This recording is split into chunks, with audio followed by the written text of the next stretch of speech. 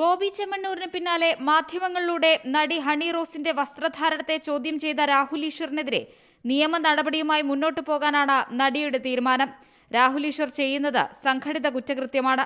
തന്റെ പരാതിയുടെ ഗൗരവം ചെറുതാക്കി കാണിച്ചെന്നും രാഹുൽ അനാവശ്യ പ്രചാരണം നടത്തിയെന്നുമാണ് ഹണി റോസിന്റെ പരാതി.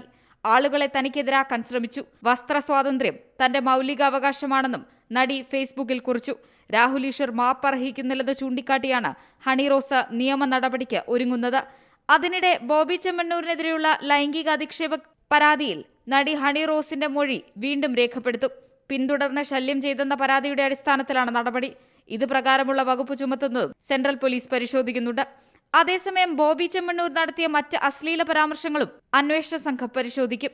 സമൂഹ മാധ്യമങ്ങൾ വഴി നടത്തിയ അശ്ലീല പരാമർശ വീഡിയോകൾ ജാമ്യത്തെ എതിർത്ത് കോടതിയിൽ ഹാജരാക്കാനും നീക്കമുണ്ട്.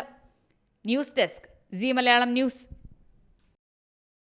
ഏറ്റവും പുതിയ വാർത്തകളും വിശേഷങ്ങളും വിരൽത്തുമ്പിലറിയാൻ സീ മലയാളം ന്യൂസ് എല്ലാ ഡിജിറ്റൽ പ്ലാറ്റ്ഫോമുകളിലും ലഭ്യം.